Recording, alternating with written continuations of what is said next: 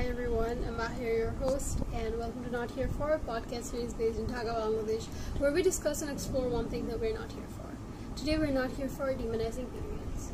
So this is actually a part 2 to the episode that we had earlier. I had Shiroz with me. We discussed extensively on the stigma surrounding periods. We talked about the historical context of it, how it evolved throughout the years, and how basically it translated to modern times, how advertisements and mainstream media continue to propagate it, continue to feed that sphere. And we also touched upon some micro level nuanced interactions that we personally ourselves have also faced at our homes, schools, workplaces. Things like being told to hide our pads because a male relative might see them, or the segregation of boys and girls in schools every time a teacher wanted to talk about anything related to periods or reproductive health, stuff like that. The main point of the first episode really was to kind of establish the concept of stigma, how it looks like in brown cultures, so that we can build up on it. So the main point of this episode is to build up on that concept, to introduce more macro level ideas like menstrual equity, period poverty, the policies that go behind it, how the entire system works, and also down the episode we'll go into how the situation of period poverty is worsened by the COVID-19 pandemic that we're facing right now. But before moving on to any of that, something that I really need to do is acknowledge my privilege. I realize that if I need pads or medication during my periods, it's something that I can easily access and afford. So that is to say that in a lot of these conversations, I am not the stakeholder. So I felt like it's important, I'm basing it off of research papers and case studies and files of other organizations, and not really off my experiences a lot of times. So I feel like it's important to recognize and acknowledge my privilege in that regard. So yeah, I just wanted to do that. But moving on, the main theme of this episode is menstrual equity. So what is menstrual equity? Menstrual equity is the lack of basic menstruation management products. It's not limited to just tampons and pads. It includes other secondary things that you need during periods, like underwear, medication, painkillers, or other medicine related to your period cycle, and all of that.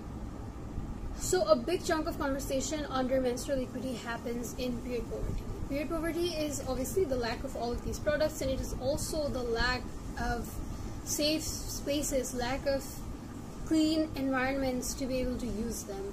So this is something that's very important, because this is also worsened by by the cultural stigma that exists in our society. I was watching this interview on YouTube, and this garments worker was asked about her working conditions, and she talks about how the bathroom is absolutely not usable. Every time someone goes in, someone else has to hold the lock from outside, because it doesn't even have a proper lock. It doesn't have clean water supply. You forget changing pads, you can barely use the bathroom in the first place, and obviously their strenuous working conditions don't even allow them to have proper bathroom breaks, like frequent and healthy bathroom breaks. So that is what we mean when we talk about lack of space to use it, lack of space to change your pads, lack of space to use those products in the first place. And the person who coined it, Jennifer Wiswolf, she talks about how someone experiencing period poverty is denied the full democratic and civic participation, because their ability to access these products directly affects them being able to have a healthy life, them being able to study, to work, and all of that with basic dignity. And that is very relevant, because realize that people who have periods, they bleed for 2,000 days in their lifetime, and it is something that is inevitable. We don't have any hand over it. So, and the effects that come along with periods, this is something that I talked about in my live on Instagram. There are so many effects of periods: the mental effects, the physical effects, the fatigue, the tiredness, and also the fact that there's you're literally bleeding, it makes it really hard for anyone to be able to participate in their everyday life doing basic things. That is the extent to which periods really affect our lives, and that is why not being able to manage this process, this phenomenon, is really problematic, because it hinders our everyday life.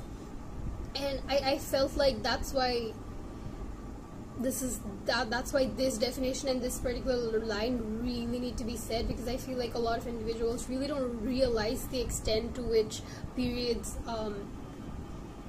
affect our lives.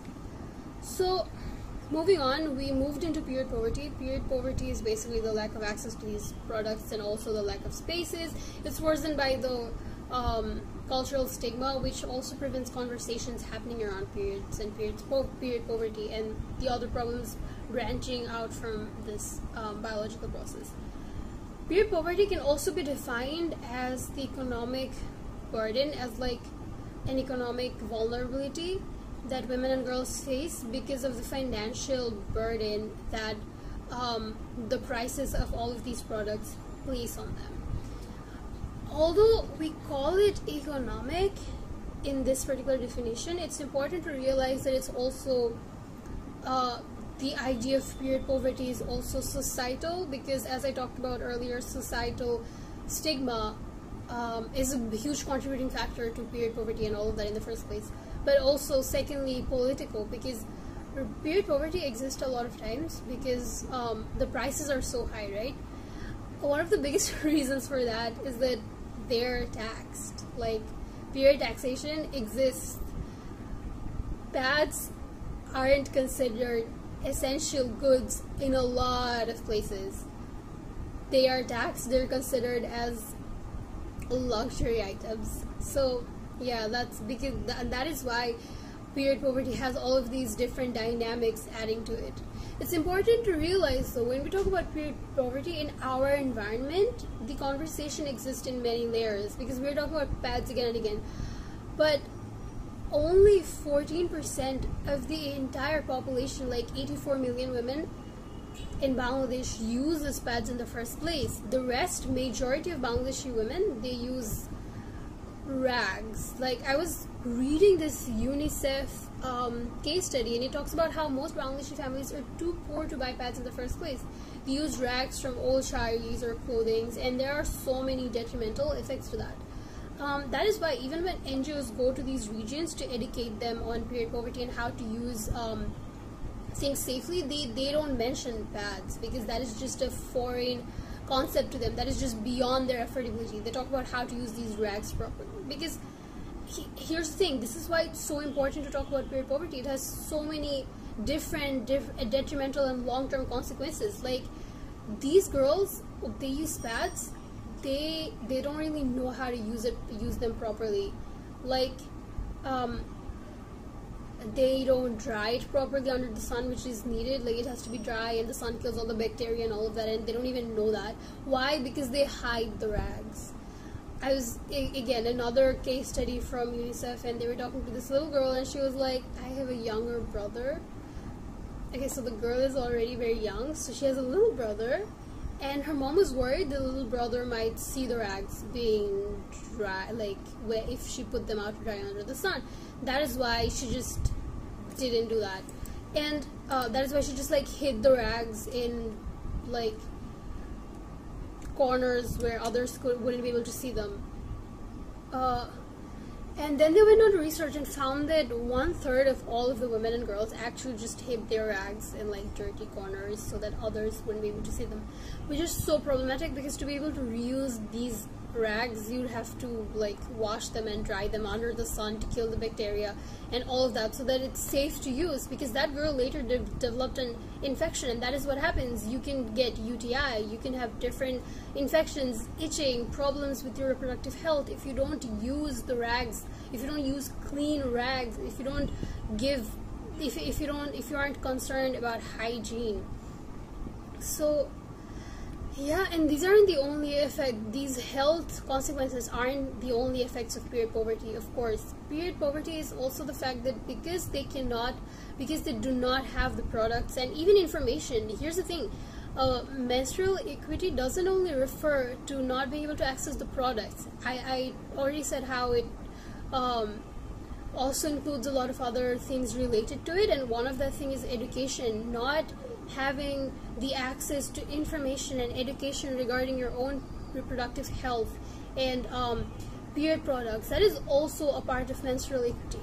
So moving on, these young girls, when they get their periods, because they are not able to manage their periods, a lot of them start missing school, and a lot of them drop out. Especially in rural areas, girls really stop going to school.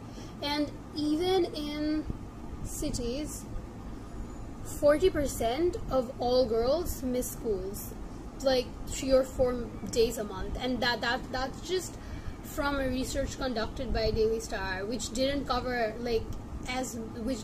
enough people for it to be like, because the actual situation is way worse.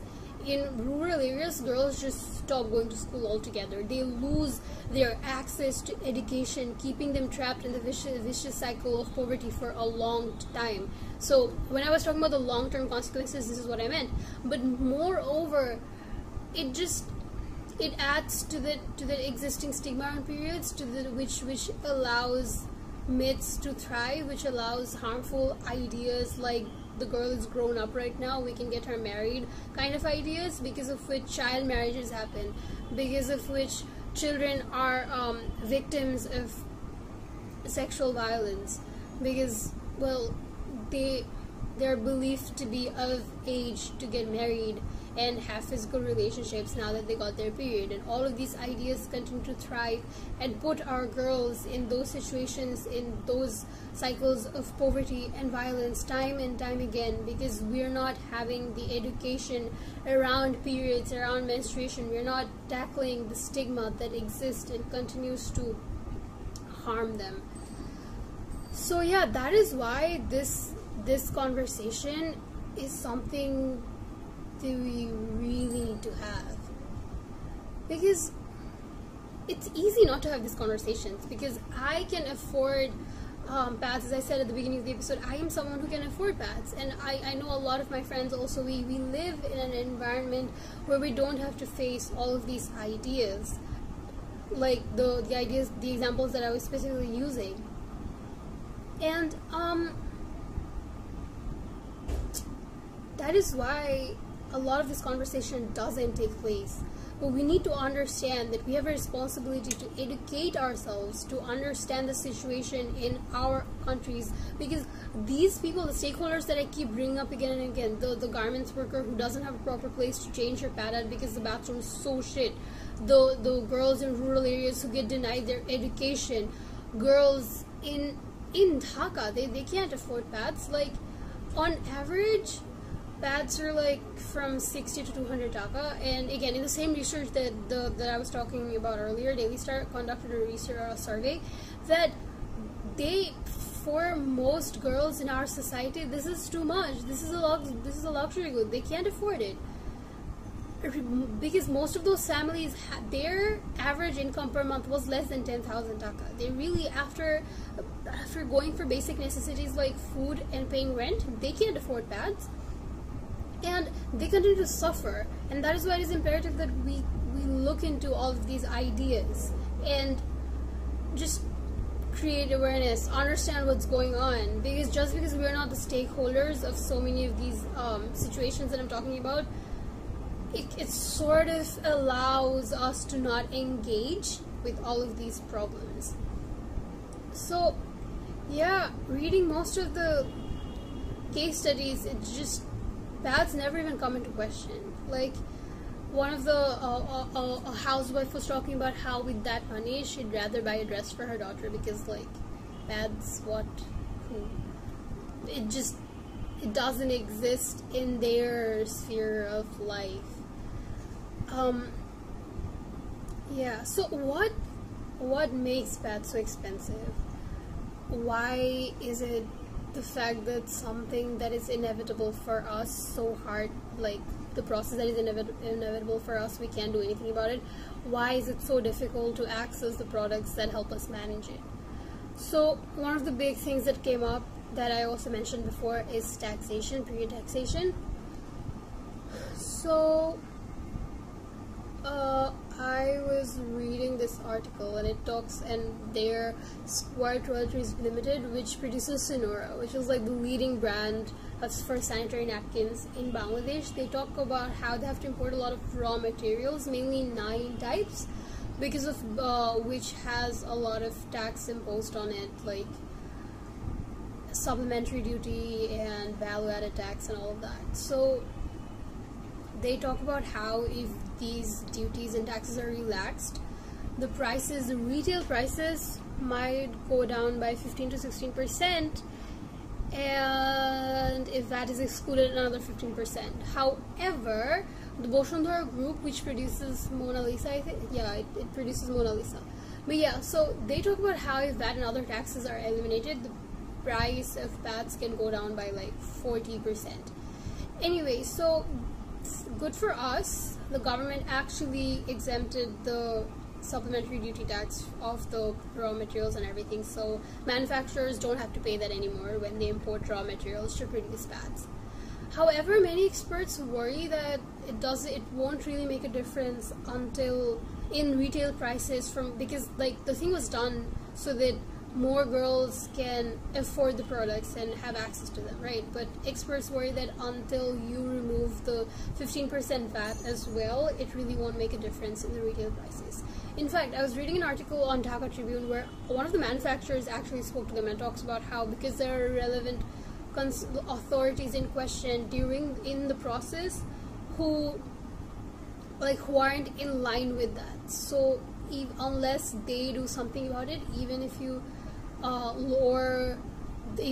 cut out the taxes on imported materials, the retail prices won't really go down and ultimately won't really become accessible for loads of girls.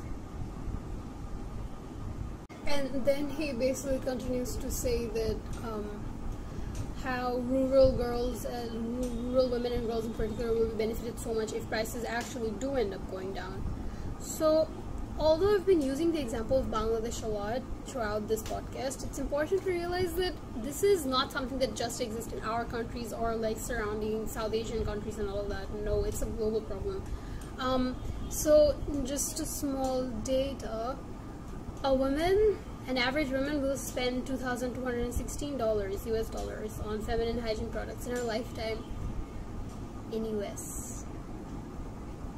In many states in US, it's not considered a necessity, it's considered a luxury item, which allows manufacturers to add additional sales tax to them. That's a lot of money. I'm just kind of processing the idea. In the same article or a different article, I was reading on how basically the author talks about how you can walk into a grocery store in Texas and buy a Snickers bar free of tax, but if you want to buy tampons, you have to pay taxes. So yeah, period poverty is definitely very real. So many women in US itself aren't able to afford menstruation management products. Like very recently in New Zealand, pads and everything were made free for girls because almost 1 lakh of them missed schools every time they got their periods. So realize that all of these consequences are arising because you're not able to afford these products, you don't have access to them, you don't have the financial capability to go out and buy something that you need. All this exists on a global scale, this exists in every single country. So basic reasons why this exists is, firstly, there's a lack of representation, female voices among policymakers when they decide on taxation and all of that. Secondly, the cultural and social stigma that exists that prevents conversations from happening. Because all of these consequences, like, we ourselves don't have ideas of it because we don't have these conversations. We don't know what's happening. We don't know how our garments workers just are struggling. We just, yeah, this continues to exist because all of these conversations don't happen. These articles aren't circulated in mainstream media as other articles are, because this isn't considered a priority, because it deals with women's health. And these are just some of the reasons why this happens. This period taxation continues to stay. So, moving on, now that we talked about period taxation, we talked about how it's not something that only happens in our countries. We also talked about our situation, how government took off the SD, thank God.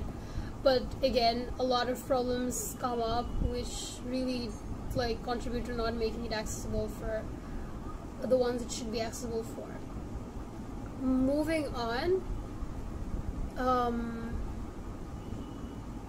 we were talking about how in the beginning of the episode I mentioned how period poverty and all of the problems that I just described gets worse during times of humanitarian crisis, gets worse by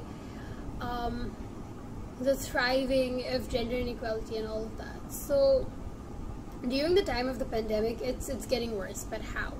So supply chain disruptions can actually affect entire communities, can cut off their access to menstruation products. Especially because, again, I keep saying that it's not something that is a priority. I mean, I saw so many organizations giving away like relief bags, relief boxes to families who because they aren't big, because a lot of them are unemployed during the time of the pandemic, or they don't have access to basic things like rice and all of that. So they have rice, soap, oil, all of that, but do any of them have sanitary napkins? No.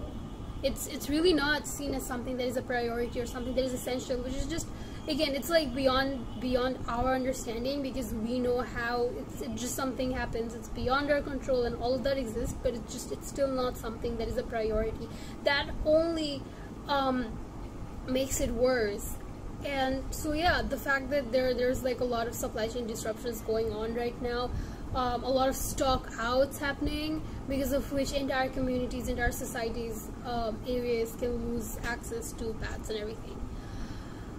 Moving on, again, prioritizing, realize that the financial burden that is being imposed on a lot of families may cause them to prioritize other things like paying the rent, paying bills, getting basic food to survive. Obviously they're bound to prioritize all of that over buying pads or over buying other products that you need during your periods. And given that the pandemic situation is such that you're under a lockdown, you might not have access to clean running water even because of water supply disruptions, because and it's even worse for migrant women, for women living in shelter houses, for women with disabilities, because under the lockdown they have reduced privacy alongside lack of menstruation products, but also lack of information, because, well, schools and workplaces and everything's closed. You don't have that exposure to information about your sexual and reproductive health that you might have gotten had you been going to school and like interacting and reading up on it. And also the fact that you don't really have access to proper health care anymore because everything's under lockdown. A lot of hospitals are coping with the COVID-19 patients and all of that. You don't have you can't really go out and go to a gynecologist if you're facing problems. Like I can't just hop on a rickshaw and like go to Dhanmondi to visit my gynecologist, because it's just not something that I can do anymore because of the lockdown. Oh my god. Okay, we're back with the lighting. But anyway, lack of information and the fact that I can't really access my gynecologist right now, all of these can also contribute to the stress and anxiety of having your periods, because you don't have enough information on your own body, on the processes going on in your own body, and this can obviously add to the existing stress of the pandemic. Yeah, sexual and reproductive health services are not accessible to us right now. The information isn't out there. The information isn't easy to access right now for us. So those are just some of the ways in which the quarantine has been messing with us during, like, making the situation worse. Because during the lockdown, honestly, so much has changed. There are changes in. Okay, I just stuttered a lot, but there are changes in our diet, sleep schedules. Like, we're at a different time zone right now, and all of that can also affect our period cycles. Yeah, the fact that we can't, like, exercise, or we're not exercising because basically our daily routine is disrupted to a great extent, right? All of these actually affect our period cycles greatly. But that is just about us. I was talking about us, but a group of people that this COVID-19 is really, like, affecting is healthcare workers. Around 70% of the healthcare workers are women. So the pandemic is making it really hard for them to deal with their own reproductive health, especially the frontline workers who always have to wear the protective gear and all of that, the PPE, because when they get their periods, they can't really just change out of it and change their pads and everything, which causes a lot of them to bleed out into the PPE, or just not being able to change it regularly. This is why they might, firstly, they deal with this problem of not being able to change and have blood on their PPE, but also a lot of them start missing work, missing days of work to deal with periods, because they aren't able to manage periods when they're working. Not only just the fact that there's, like, blood on your PPE, just the fact that the situation is so overwhelming. They don't really have the time and resources, and as I said earlier, space even to go and change. They don't have the time to excuse themselves and go change their pads and put back the PPE on and come back to their work. And this is for everyone, not just the frontline workers during COVID-19, all health workers. They don't really, because of the overwhelming situation of COVID-19 patients, they don't have the time and space to go and take care of their needs during that time of the month. And given that, like, their health isn't something that, our health isn't something that is prioritized, given that not enough conversations happen in the society regarding this topic for them to have been able to create those spaces in the first place, it makes everything so much worse. They have to miss days of work, or they just work in that condition with blood, with, like, bleeding, with the bleeding going on and not being able to change pads or even wear pads in the first place. And some of them can even try to, like, suppress their periods using contraceptive pills and just putting the process at bay, which again has so many detrimental effects, like depression, and it's in general not something that's good for your health because of depression, other different mental and physical impacts on your body and mind that it brings. But that is something that healthcare workers are opting for, because other than that, they have to miss days of work, which is something that we as a society really can't afford right now because of how the pandemic's been hitting us.